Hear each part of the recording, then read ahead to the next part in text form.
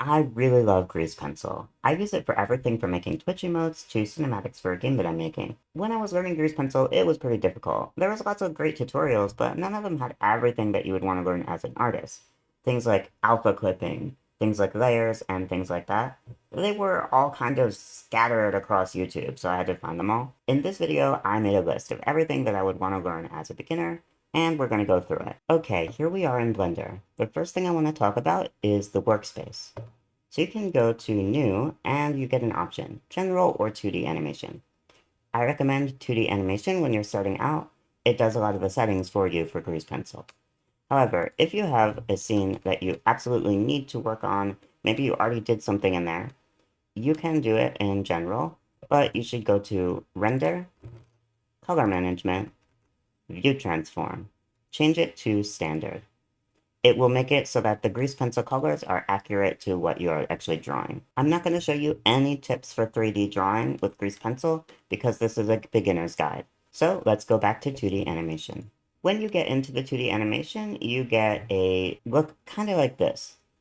So when you're drawing, it's not a full black color. That's because the strength is turned down, so you can turn it back up. You can also adjust the radius by dragging it. But what's even better is to use the hotkeys for radius and strength. Let me show you why. When I press F, it will increase or decrease the radius, and it will show me how big the radius is. Much easier than trying to remember numbers up here. You can also zoom in if you want finer control. You can do the same thing with the strength by pressing Shift F, and that will show you the strength. Let's talk about some drawing options. Here we have post-processing, randomized, and stabilized stroke. I'm going to talk about post-processing and stabilized stroke. Let's turn stabilized stroke on, and you can see that it leaves a trail behind your cursor, allowing you to make nice smooth lines with little effort. You can adjust how long the trail is. There's also post-processing. You can change the iterations and the smooth. I'm going to turn the iterations way up and the smooth all the way to max to show you what it looks like. So when I'm drawing, it smooths it out. You don't really want the iterations to be this high because you can edit things later, which I'll show you later in the tutorial. There's also this option up here called Auto Merge, and this will help you when you're drawing lots of strokes, which you will be doing. So if I'm drawing one stroke here, and I draw another stroke here, and I want them to connect, I just draw close together, and Auto Merge will merge them together for me. So this is one stroke. We'll talk more about strokes later. Another way to draw that I like doing is I go into draw mode, I click, and I make a dot. Then I go into edit mode and select the dot. Then I press E. This is a great way to make a polyline, like how you can do in other programs. Grease Pencil also has a bunch of options over here, like box, circle, line, polyline, and things like that. But I don't recommend you using line or polyline because they leave a bunch of points in the middle, and they're kind of clunky to use. They've become a little bit better in Blender 4.5 and Blender 5, but they're still a little bit clunky. And they leave all these extra points that you don't necessarily want. It takes time to clean them up. So extruding in edit mode is pretty good. Now let's talk about materials, and that's how you're going to change the color of your grease pencils. There is solid stroke like this, which is just a stroke. And you can change the color. You can make it red, any color you want. Let's make a new material, and let me show you the fill. The fill will attempt to fill in your stroke by finding what is the inside. Strokes and fills are both pretty useful. I will say, the fill, you have to be careful, especially if you're going to animate it in 3D, because when you're trying to edit fills, and you look at it from an angle, it starts to get pretty buggy pretty fast. So if you're going to bend something in 3D that you draw in 2D, use strokes, and you can just color in with the stroke. Something starts to happen when you start making lots of different colors. Since you're drawing in 2D, you want all kinds of different colors all the time. And these materials start to get really messy. So if you want a temporary material, you can do it too. Something that isn't saved in the Materials tab, just to change the color real quick. It's up here. It's called Color Attribute. You can click it, and then when you're drawing, it's taking the color from here. And you can change it, make a new one, change it, make a new one. The color attribute will take the material that you're using and it will modify it. So this solid stroke was a stroke, and this one is a fill. So if I use this one, it's going to take the color from up here and make a fill of that color. Whereas if I pick this one, it will make a stroke of that color. Be careful of this pin icon. If you pin it, and you're drawing, and then you switch materials, even if you hit clear, it's not going to change it. It's going to stay in the color attribute. Sometimes I have this pin on and I forget, and I sit there for 10 minutes confused why I can't change my material. So don't let that happen to you. Turn the pin off. The next thing I want you to understand is how strokes work. Let me draw a stroke here, and another stroke here. Let's say I want to connect these strokes into one. I can go into edit mode to connect strokes. And you might be tempted to take these 2 points and press F to fill them. Watch what happens when I do it. Blender is not seeing these 2 points, it's seeing the strokes that they're on. So it's seeing 2 different strokes. Blender recognizes strokes, not points. So what Blender is doing is it's seeing these strokes and saying, oh, you want to fill it, that means you want to close the stroke that you drew. So it's closing it for you. That's not what you want. So instead, you can go to stroke mode. You can press 2 to go into stroke mode, or you can click it up here, stroke mode. So when you're joining 2 strokes, you actually want to join the entire stroke, and think of it like that. You can go to stroke, join, or we can press Ctrl J, and that will join the stroke for you. Now if I go into edit mode, and I press 1 to look at the points, you can see they're joined. What if I want to disconnect these strokes without losing the points that I already have? For example, I could click this point and press X and delete it. But I just deleted some of the stroke that I had. And although there's lots of points here, sometimes you won't have many points, so that's a big problem. I like to take 2 points, subdivide, and then delete the point in the middle. Now I disconnected them, and they're exactly as they were before they were connected. It's easy to get confused, too. Sometimes I can draw something like this. I'm drawing a circle, and I want to fill it. Before, I would have to press Ctrl J and pick 2 strokes, but since this is technically 1 stroke, I can just press F. So there's 2 situations, when you have 2 strokes that you want to join together, and when you have 1 stroke that you want to fill. Knowing the difference between them is how you're not going to get confused when you are manipulating your strokes in Grease Pencil. So after the fact of drawing a stroke, you can press Alt-S to change how thick it is. You can also use proportional editing, which I'll talk a little bit more. And if you have a drawing with many different thicknesses, and you want them to be the same, you can select all, go to stroke, and set uniform thickness. And it will make them all the same for you in your drawing. I want to talk about some of the great features that Grease Pencil has. It makes it so that you can do so many things that you can't do in a traditional drawing program. For example, I can right-click when I'm looking at points, and I can see all these options. Things like to sphere, to make it look like a sphere. Things like bend, where I can bend certain parts based on where my mouse is. Things like smooth points, where I can open up this panel and change how many iterations to do the automatic smoothing from the post-processing that I talked about earlier, but this time I can control it. There are so many options in this point menu. I really recommend that you try them all out. And let's talk about proportional editing. I'm going to open one of my previously drawn files to give you a good example of this. Here I made Agumon, like a PugChamp. Okay, so then we do this. I have the Agumon here, and I want to edit something. When I turn on the proportional editing, it looks like this. It allows me to move everything. But maybe I just want to edit this stroke. I only want to edit the inside of the mouth. I don't want to edit everything in the entire drawing. You can do it with connected only. Connected only is also an option in 3D, but in 2D it becomes very important because you have many lines when you're doing a drawing. So turning on connected only, I can edit just this line and not have to worry about everything else moving, and not have to worry about putting everything on different layers and locking the layers. I can just know that this one stroke that has points on it is the only thing that's going to be affected by the proportional editing. It's very convenient. Let me draw a stroke here and then show you sculpt mode. Sculpt mode has some really good options too. They're right here. You've got smooth, strength, thickness, and you can grab things, move them around. You can even smooth, too. Just like how you were smoothing in edit mode, this is a little bit faster, but it's a little bit less precise, but sometimes that's okay. So you can click around and do many smooth operations really quickly. This is also the only way that I know of to reduce the opacity of strokes without erasing them.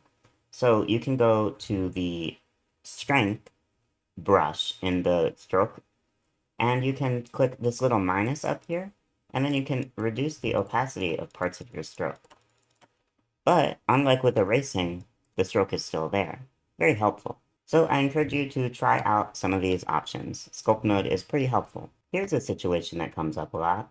Let's say I have this crappy apple that I just drew, and I want to shade it and make it look better. So I want to, like, color it in, but I don't want to color outside the lines. Well, I can do that with a mask.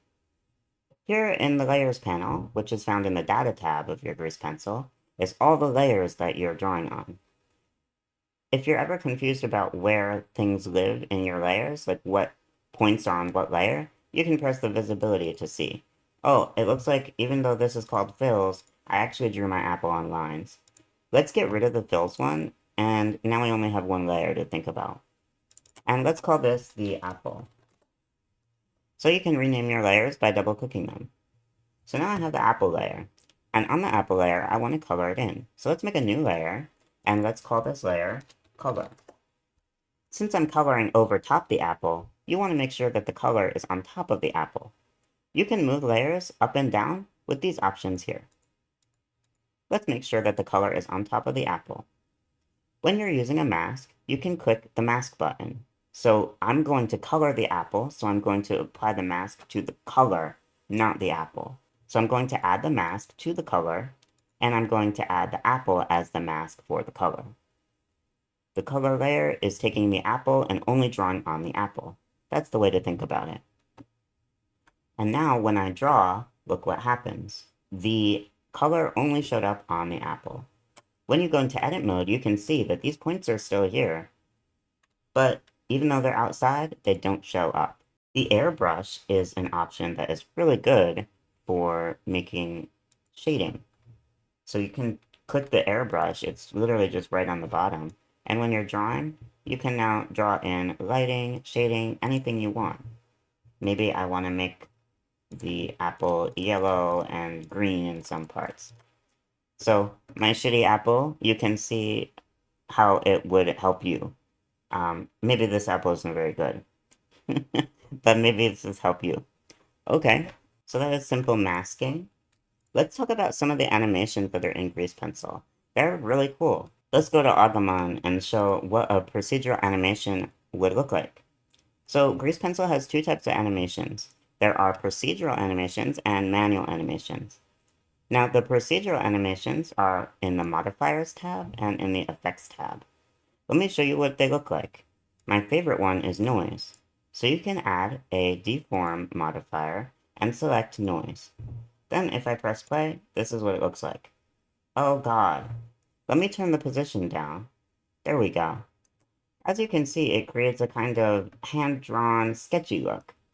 So this is a pretty cool modifier, and it's easy to do. You just click it, turn it on, and adjust the settings. You can also keyframe these settings if you want to animate them. The other type of procedural animation is in Effects.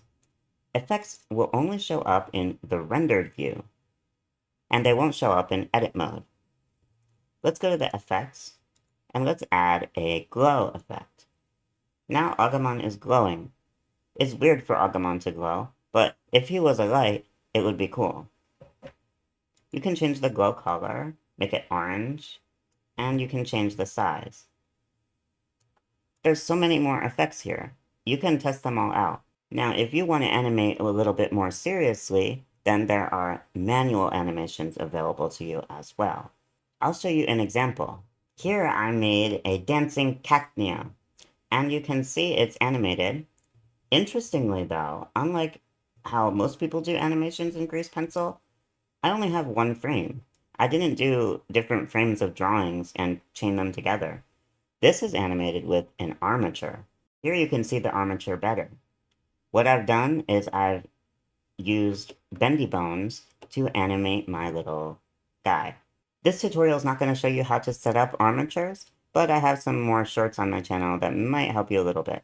So you can look at those if you want, or you can find some other tutorials.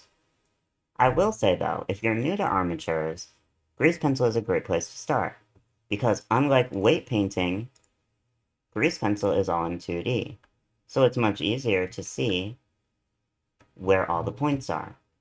And it's much easier to paint them because you don't have to move the camera around in 3D trying to paint everything all around the surface. So if you're learning armatures, grease pencil is a great way to start learning armatures, because at least the weight painting won't be ridiculous. Now, if you're not a fan of armatures, and you absolutely really want to do frame-by-frame animation instead, it's good. You can do it. I think the armatures are very, very powerful, and if you're serious about grease pencil, you should really learn them. However, I'll show you some examples of frame-by-frame animation.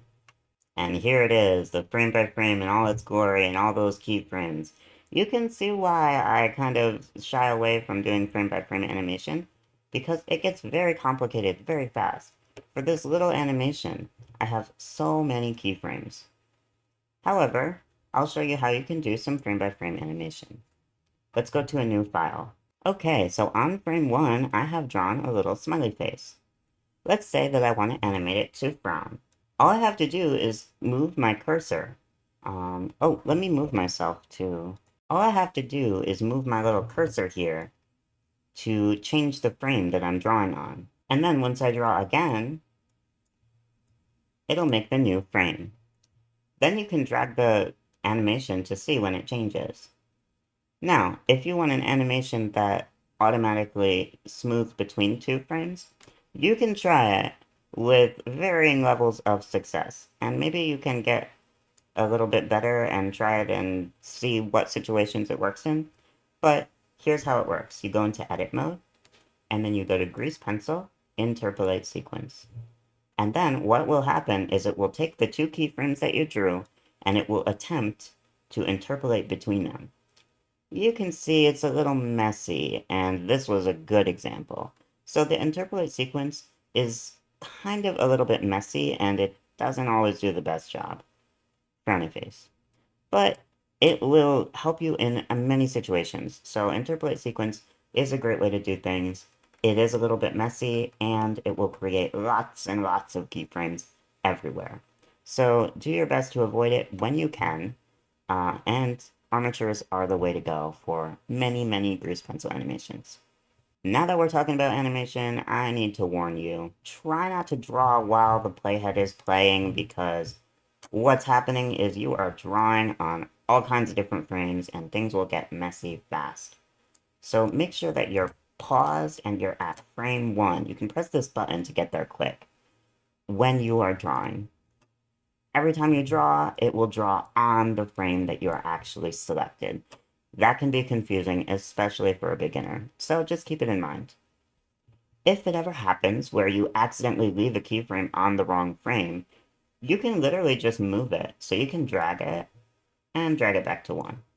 And nothing will be a problem. See, it's there. Okay, let's say you want to practice. Here's a little activity that I prepared for you. You can make a character with 3 materials or more. Try to use 1 fill material, 1 stroke material, and 1 gradient using the airbrush that is masked to the character, for like a highlight. You can use 1 procedural animation, things like the noise and the other effects. And you should use 1 manual animation. I recommend trying out a simple armature. This armature only has 1 bone. I bet you can do it. I hope this video helped you. Thank you for watching.